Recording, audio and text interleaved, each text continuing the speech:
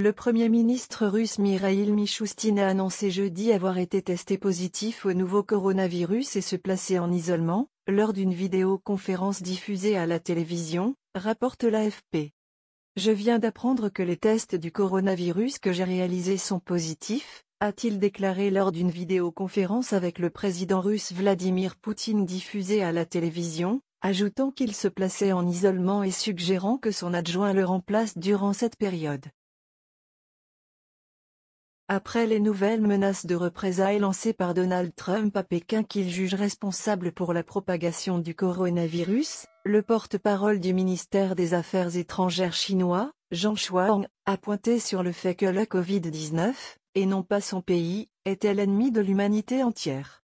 Dans une récente interview accordée à Reuters, le président américain a déclaré qu'il envisageait diverses options pour que la Chine subisse les conséquences de la crise sanitaire actuelle. Je peux faire beaucoup de choses, a-t-il assuré, ce qui a provoqué une réaction rapide de la diplomatie chinoise.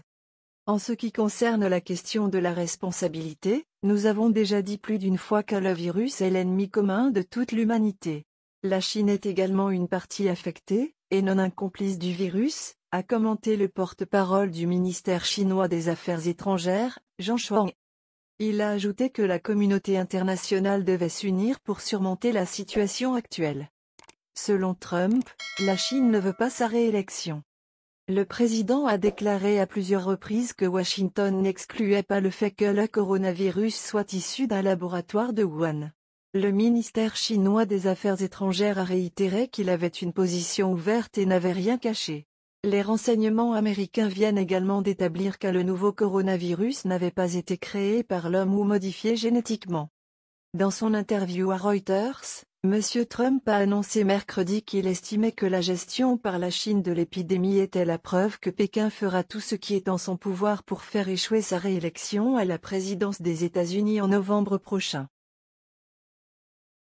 Le gouvernement d'union nationale, GENA, en Libye a annoncé mercredi avoir protesté auprès de Paris au sujet du survol sans autorisation de territoire sous son contrôle d'un avion de combat français Rafale. Dans un bref communiqué, le ministère des Affaires étrangères du GENA a exprimé son mécontentement après la violation de l'espace aérien libyen par l'armée de l'air française, protestant auprès de Paris au sujet du survol sans autorisation de ces territoires d'un avion de combat Rafale. Le GENA a encore dénoncé une violation de la souveraineté libyenne. Le ministère français des Affaires étrangères nous a indiqué qu'il allait contacter le ministère français de la Défense et nous fournir les circonstances de ce survol, toujours d'après le communiqué, cité par l'AFP. Selon le GENA, le Rafale ainsi qu'un avion de ravitaillement ont été repérés au-dessus de la ville de Misrata, à 200 km à l'est de Tripoli, et d'Abou Ghrain, une zone plus à l'est. Ce dernier secteur est le théâtre de combat entre les forces alliées au GENA et celles du maréchal Khalifa Haftar, homme fort de l'Est libyen, qui mène depuis avril 2019 une offensive pour s'emparer de Tripoli, siège du GENA reconnu par l'ONU. Les pro-GENA accusent la France de soutenir politiquement et militairement le maréchal Haftar. Paris prône le dialogue entre les partis. Paris dément régulièrement soutenir l'offensive du maréchal, et a estimé mardi que la solution au conflit ne pouvait passer que par le dialogue entre les partis sous l'égide des Nations Unies, non par des décisions unilatérales. La diplomatie française réagissait à la déclaration la veille du maréchal Haftar qui a dit disposer d'un mandat du peuple pour gouverner seul la Libye. Le GENA a dénoncé une farce.